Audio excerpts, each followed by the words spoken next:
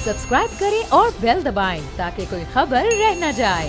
Programme के दौरान जब हम बात कर रहे थे तो शहबाज गिल साहब ने कुछ ट्वीट भी किया है और उन्होंने कहा है कि 2 बार कत्ल का लफ्ज़ भी इस्तेमाल किया गया उसामा बिन लादेन के लिए, तो इस बात को इतना ज़्यादा उछाला ना जाए। बहरहाल जिस पर हम डिस्कशन कर रहे थे इससे पहले उनकी वजाहत ये सामने आ गई है।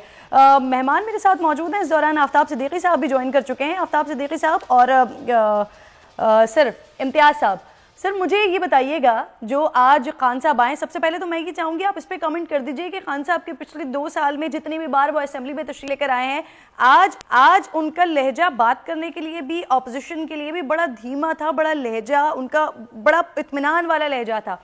आप इस चीज़ को सर अप्रिशिएट करेंगे और उम्मीद करेंगे कि इसी तरह से अब सिलसिले को आगे चलना चाहिए, क्योंकि उन्होंने बाकी लोगों की बात नहीं सुनी, इससे पहले चले गए, लेकिन लहजा बड़ा धीमा था आज उनका।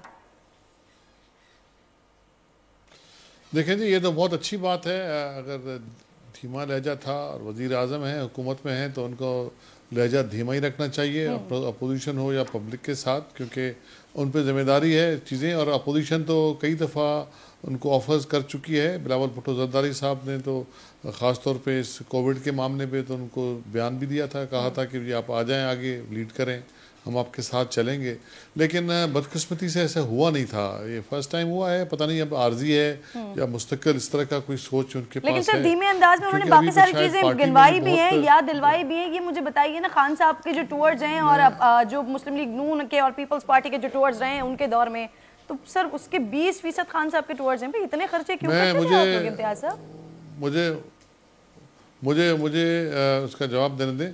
तो जी ये मतलब देखना पड़ेगा आने वाले दिनों में, क्योंकि उनकी पार्टी में भी इंतशार है और मतलब चीज़ें बहुत ख़राब हो रही हैं, वज़रा आपस में लड़ रहे हैं और मतलब सूरत हाल कोई अच्छी नहीं है, पॉलिटिकली भी और एडमिनिस्ट्रेटिवली भी। उनका कंट्रोल पार्टी पे भी नज़र नहीं आता और कारकर्दगी तो आपको पता ही है। मतलब क्या क्या गिनवाऊँ आपको, चीनी गिनवाऊँ, पेट्रोल गिनवाऊँ, आटो वीट गिनवाऊँ, मतलब लाइन लगी हुई है। कराची की लोड शेडिंग गिनवाऊँ, सिंध के बाकी इलाकों की लोड शेडिंग गिनवाऊँ, मतलब पूरे मुल्क में एक भूचाल सा उन्होंने आया है। कोविड पे भी बड़ी कन्फ्यूजन जो पूरे मुल्क में फैली हुई है।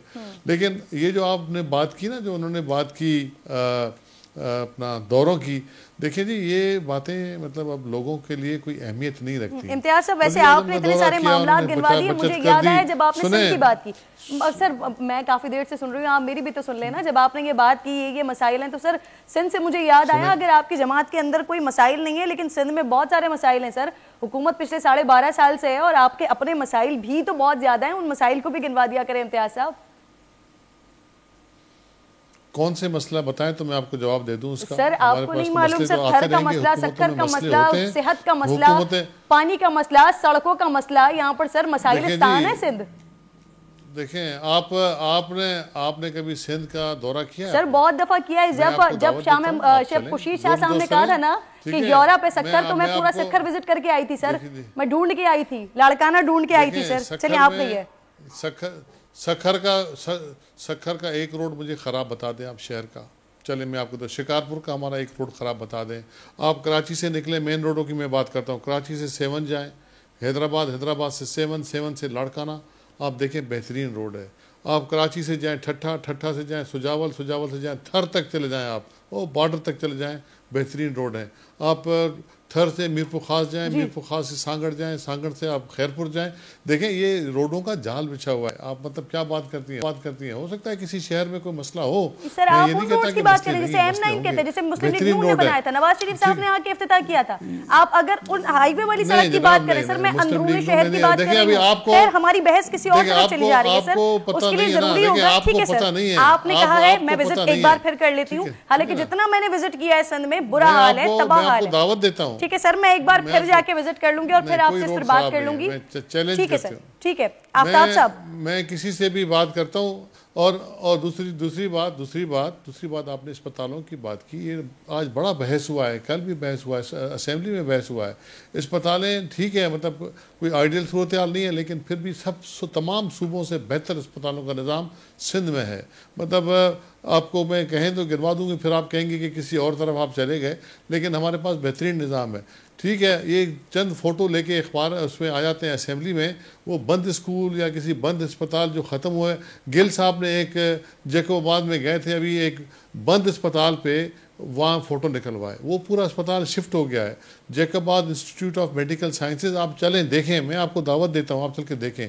Government institute of medical sciences देखें आप मतलब NICVD तो हम बात ही करते रहते हैं ना उसकी, वो तो है ही है। उमरकोट में जाके अस्पताल देखें, इस्लाम कोर्ट में जाके अस्पताल देखें। मेरा मतलब है ठीक है, मैं ये नहीं कहता कि ये अस्पताल बेहतरीन है। हमारे THQs पे भी लाखों आदमी दिन में जाके इलाज अपना करवाते हैं, मुफ्त इलाज होता है। इसमें साइबर नाइफ का देखें आप, इधर रेडिएशन कैंसर का जो हॉस्पिटल है, फ्री इलाज, NICVD फ्री इलाज। लेकिन मतलब ये चीजें बाकी सूबों में कहाँ है? कम अकली थी या कम इल्मी थी सर, जो मुझे मालूम नहीं था। जो सारी चीजें आपने बताया है मैंने साइन कर दिया है। इंशाल्लाह ताला कल हमारे पास ये सारी चीजें वीडियोस के साथ मौजूद होंगी। हम वो देखते हुए नाज़रीन को बताएंगे कि इम्तियाज शेख साहब ने यहाँ इन तमाम चीजों की तारीफ की थी और ये हमारे सामने मौजूद है। बिल्कुल आप सही कह रहे हैं। फिर मुझे आप आपकी बात की तस्दीक कर देते हैं आपकी तरफ से। कहां से ले रहे हैं? बिल्कुल बिल्कुल आप साथ मौजूद होंगे इम्तियाज साहब। आफ्ताब साहब आपकी जानिब आ रही हूं सर। दूसरी बात ये देखें जो आफ्ताब साहब से पूछ लें आप, लेकिन मैं ये कह रहा हूँ कि इस तरह ना हो ना कि जिस तरह गिल साहब ने जाके जैकबाबाद में बंद अस्पताल में फोटो निकाल लिए, ठीक है ना, इस तरह तो नहीं होता ना। मतलब अस्पतालें हैं, बेहतरी की गुंजाइश हमेशा होती है, बेहतर करते जाएं, स्कूलों को बेहतर करते जाएं। आप तसल्ली रखिए, खुली है सड़कें जो मैंने आपको आप मुझे ये बता दीजिएगा कि कौन कौन सी जगह के शॉट्स बनाने, वो मेरी टीम को बता दीजिएगा। इंशाल्लाह वहीं के बन के आएंगे, हम दिखा देंगे। आफ्ताब साहब सर एक डिस्कशन दूसरी तरफ चली जाएगी सर कल करते हैं। इम्तियाज साहब कल बात करते हैं इस पर। आफ्ताब साहब सर आज कौमी असेंबली का जो सर माहौल रहा, वजीर आजम साहब आए हैं और आके काफी कुछ बताया, फॉरेन पॉलिसी के हवाले से बताया है। कैसी रही सर आप लोगों के लिए, क्योंकि अब तो पार्टी के अंदर से ही ऑपोजिशन हो रही होती है, तो पार्टी के अपने लोगों के लिए खान साहब की तकरीर कैसी रही आज की? देखें किरण, मैं समझता हूं कि आज अपोजिशन ने जिस वक्त खान साहब ने स्पीच की है, एक तदब्बुर का मुजाहरा किया है और उन्होंने कोई शोर नहीं किया। और खान साहब ने भी ये मेंशन किया था कि मैं जब भी आता हूं तो मुझे स्पीच नहीं करनी दी जाती है। तो ये माहौल को कायम रखने के लिए अपोजिशन और स्ट्रेटजी बेंचेस ने दोनों ने मिलकर करना है। मगर जैसे ही खान साहब गए हैं तो उसके बाद बिलावल भुट्टो जरदारी साहब ने जो शोला हुक्मरानी की है, इसी तरह ख्वाजा आसिफ साहब ने, तो वो माहौल फिर दोबारा खराब हो गया है। हम तो चाहते हैं असेंबली को चलाना, और असेंबली में जाहिर है कि जब हम गए हैं, लोगों ने हमें इलेक्ट किया है तो लेजिस्लेशन के लिए किया है। इसकी जिम्मेदारी गवर्नमेंट बेंचेस की भी है और अपोजिशन की भी है।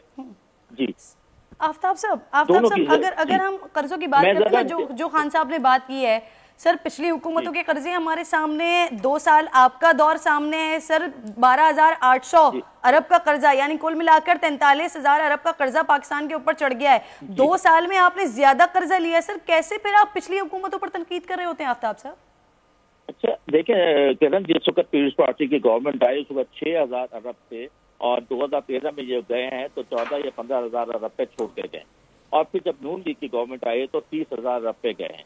हमने जो कर्जे लिए हैं उसमें से 5,000 अरब हमने वो पैसा वापस किया है जो कर्जों की मद में इन दोनों गवर्नमेंट ने लिया था। वो कर्जों का इंटरेस्ट भी दिया और कर्जे भी वापस किए। ये हम नहीं कह रहे कि हमने कर्जे नहीं लिए, मगर आप इसको तो समझे ना कि वो कर्जों का प्रीमियम और इंटरेस्ट वो हमने वापस किया है। बात आज हो रही थी, अभी जैसे इम्तियाज साहब भी बात कर रहे थे हेल्थ के हवाले से सिंध की, तो सिंध में तो आपने बड़े प्रोग्राम किए, इससे पहले भी हमने आपके प्रोग्राम देखे हैं। और देखिए आज का जो दौर है वो सोशल मीडिया का दौर है। जबानी मेरे कहने से या इम्तियाज साहब के कहने से कुछ नहीं होगा, हकीकत आप कल खुद भी ले आएंगी, मैं भी आपको वीडियोस भेज दूंगा। सिंध असेंबली में जो हुआ है, हमारी जो MPS ने दिखाई है तस्वीरें, अभी रिसेंटली आप देखें 4-5 दिन पहले एक खातून ने एक बच्चे को 9 महीने अपने पेट में रखने के बाद एक कूड़े के ऊपर उसने जन्म दिया और वो बच्चा वहां पे मर गया। क्या हमने ये नहीं देखा सिंध में कि जो डेड बॉडीज हैं उसकी वजाहत भी आ गई है, उसकी वजाहत भी आप बता दें। करते हैं पहले भी देखें, आपको बहुत टाइम मिला, मुझे बोलने दीजिए, फिर आप अपनी बारी पे बोलिए, मुनासिब भी होगा, पढ़े लिखे लोग हैं। सिंध में आप देखें कि एम्बुलेंस की जगह गधा गाड़ियां चल रही होती हैं। लाड़खाना की हालत देखें, वहाँ का सीवरेज का निजाम देखें, वहाँ पे कुत्ते के काटने की वैक्सीन नहीं है, वहाँ पे जो है जो एम्बुलेंसेस है नहीं। इसी तरह कराची में देखें कितने हॉस्पिटल इन्होंने बनाए, सिवाय एक NICVD का बात करते हैं, वो भी वफाक ने 2011 में आफ्ताब साहब हम आज क्योंकि वजीर आजम साहब आए, हम इस पर बात कर रहे हैं सर। अब मैंने आपसे कर्जे का सवाल पूछा था, जवाब किसी और तरफ जा रहा है। मुझे ये बता दीजिए सर, मुस्लिम लीग नून और पीपल्स पार्टी की हुकूमत कुल मिलाकर ये 10 साल बनते हैं और इस 10 साल में 24,000 अरब का कर्जा हुआ है सर। यानी अगर इसका औसतन पर ईयर देखा जाए तो 2.4 2.4 अरब का कर्जा बनता है। आपकी हुकूमत के 2 साल अगर मैं देख रही हूँ तो पर ईयर 6.4, सर ये औसत निकल रही है आप लोगों की।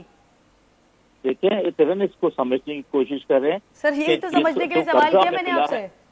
जी मैं वही बता रहा हूँ आपको, 30,000 अरब का जो कर्जा है उसके ऊपर इंटरेस्ट भी वैसे ही होगा।